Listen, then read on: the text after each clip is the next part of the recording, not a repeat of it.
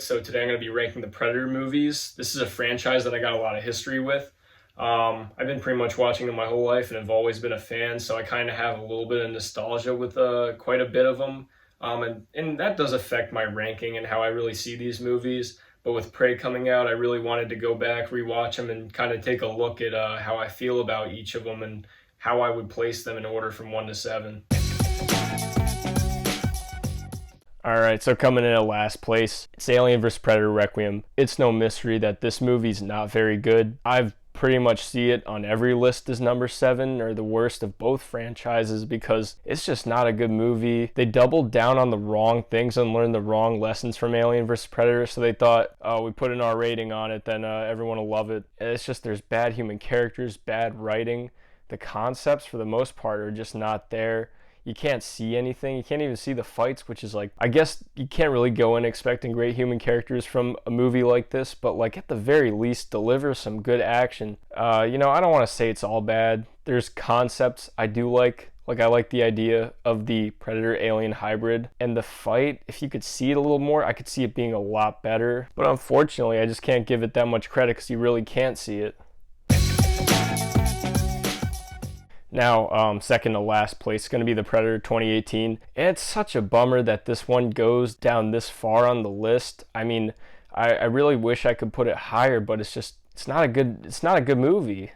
There's a lot of script issues that they had, a lot of production problems. They reshot like most of the movie. I don't think that Shane Black I don't think the end product reflects what he tried to make, but that's, how I got to judge it, unfortunately, because that's all that we got. And what we did get was just a mess of a movie. On the bright side, I can't say that it's the worst thing ever, just like Requiem. On a base level, it's an entertaining movie, but I don't know what they were thinking. The CGI on the big Predator was terrible, but then the practical effects on the smaller Predator was actually really good. There's too much reliance on it, on the CGI. Yeah, it's just, there's really not too much good to say about this movie. It was just such a disappointment, and it had so much potential, which is what honestly makes it worse in my mind. At least Prey exceeded expectations, but this one I had high expectations. I was just so let down, especially they got so much talent. Shane Black behind the camera, Boyd Holbrook in the starring role. This movie should have been a complete success for the franchise. But unfortunately, I think that it is the worst of the solo Predator movies that don't count Alien vs. Predator. Alright, so now from here on out, these are all movies that I really like, at the very least.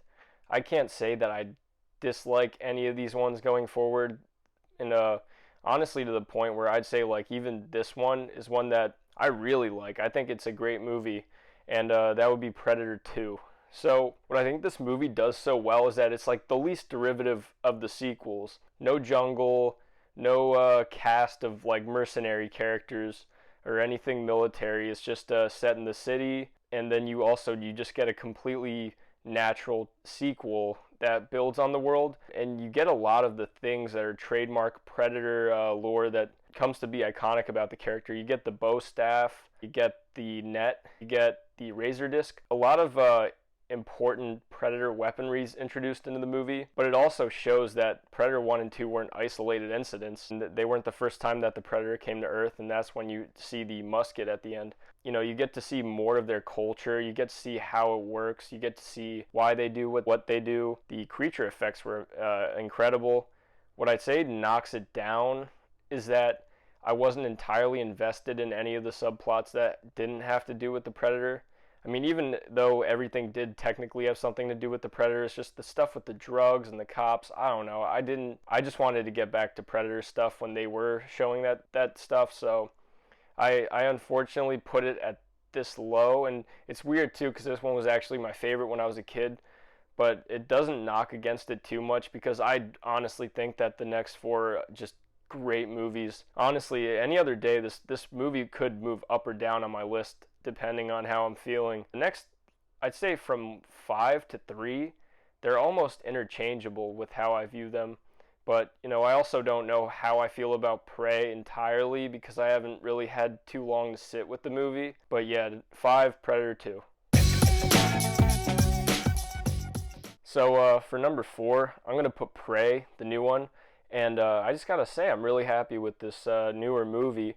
I think a lot of people are jumping the gun a little bit already, saying that it's the best Predator sequel. I think it's very good, but I'm not sure if I'm quite there yet. And something that's just so great about this movie is that you really get ingrained in the main character and her culture, but you also get to see a little bit more behind the curtain with the Predator. I really liked seeing when he first came to Earth, and you kind of see him kind of like testing the grounds. He doesn't quite know like what's at the top of the food chain, how the hierarchy works between species on Earth. So you see him picking fights with different animals like the rattlesnake and the wolf, and just you get these great scenes where he's kind of testing the waters, and he doesn't quite understand how the world works yet. But it also explains why they're a lot more well adjusted when you do get to the original Predator and its sequels.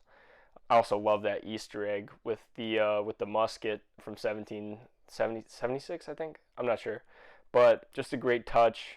Great Easter eggs, all around good sequel. I was a little bit nervous about this one too because, you know, it just feels like once Disney acquired Fox properties and they kind of got into the streaming game, most of their streaming content, it kind of feels like subpar, like they're just trying to make a quick buck and they're not necessarily concerned with the quality of what they're churning out on their streaming services. So this was a great surprise, and it totally won me over with the concept and the writing and the action. That's another thing too, just great Predator action. And I really like the idea that you kind of see the prototypes of the Predator's weapon. You always kind of figure that they were always that way, but no, you know, they've clearly evolved over time just like humans have. And I thought that made for a really great touch to the movie. So, number 3 is Alien vs. Predator. I know that's probably a controversial pick. And admittedly, this one's one that I just have a lot of nostalgia for. It's just such a fun movie. You get to see these franchises collide in such an interesting way. I think the story behind it and the story that brings them together also makes it very interesting. I don't think that it was anything too contrived. And it makes a lot of sense, especially considering the history of both the Alien and the Predator. It's also, too, I'm just glad they kind of can bypass that PG-13 rating with the creature violence. So, I mean, the Alien and the Predator can batter the shit out of each other and do whatever they want, but you know, it's just like you can't really do anything to people or, you know, have any blood, which is a little bit unfortunate, but I don't think it detracts too much from the movie because it definitely doesn't take away from the action scenes with the actual Predator and the Alien, which is, you know, that's the name of the movie. That's what we're there to see. So I really think that it did deliver on that concept. I think it definitely added more to the Predator lore. I think it definitely does more of a service to the Predator franchise, and it works better as a Predator movie than it does as an Alien movie because the Aliens never really had any business ending up on Earth. So as more of a Predator fan, it's easier to appreciate the movie rather than being an Alien fan. You know, I could see that being a little bit more offensive, but as a whole, I love this movie. I've always loved this movie, and it's one that I love to go back and revisit regularly.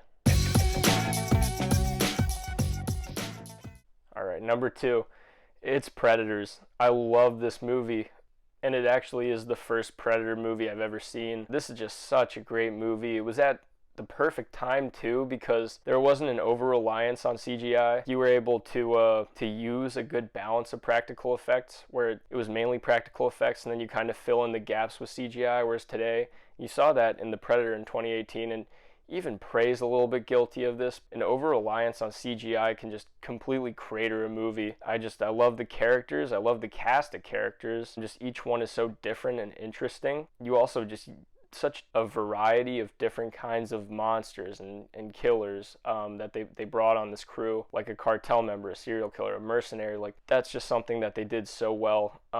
And it was just so interesting to see these people that had no business being in the same room put all together and forced to survive on this planet. I also think that it being on a different planet kind of adds a level of anxiety to it. Defeating the Predator isn't enough. You also got to consider, how do we get back to Earth? Is that even an option? Is it possible? Like, what happens like after they're dead? I don't know. That's something that I've always found really interesting about the movie.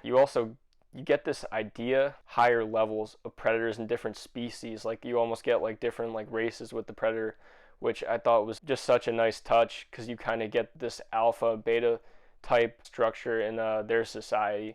you get a better idea of how the species works in that regard. But overall, just so much to love about this movie. Such great action. It's an intense movie. Builds such great suspense. Again, just it's all character. That's what really drives this movie, I think, and it does such a good job. A lot of people don't like Adrien Brody's performance in this movie.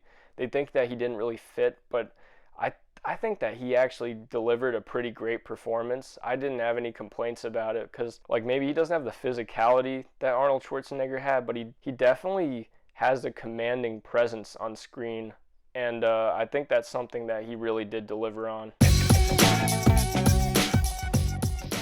All right, for number one, it's of course the original Predator. This one's kind of tough to talk about because I feel like there's not much I can say that hasn't been said about it. It's one of the best sci-fi movies of all time. It's one of the best action movies of all time. It's one of the most exciting movies of all time. They just pull off the mystery of what this thing is so well. They reveal everything in just such a great sequence of events. They don't show too much when they're not supposed to. And they show just enough at just the right times when the audience, you could tell when they kind of get impatient, when they want to see more. But it doesn't give them too much. It gives them just enough at the right times. And then you get this amazing reveal where it takes off his mask at the end, fighting Arnold. Just an amazing movie. There's a reason that it's so iconic. And despite diminishing audience returns, they still keep giving it more sequels, at least until Prey. I feel like there hasn't been a well-loved Predator movie besides Prey since really the original, but it's just it just creates such an iconic monster franchise, and my god, it's an amazing movie. Great cast of characters. Arnold's incredible in it. He doesn't overshadow the premise of the movie, which is something that I see regularly happen with him, where just the idea of just watching an action movie with him, like Commando or something like that, it's like he overtakes the movie entirely, and that becomes the identity of the movie. So that's not something that happens here, and I think that it really honors the premise. There's not really a whole lot else to say about it that everyone else hasn't said before. So thanks for watching my ranking of the Predator movies. I'm gonna keep trying to review more movies and deliver more content. Thanks for watching. Hope you enjoyed.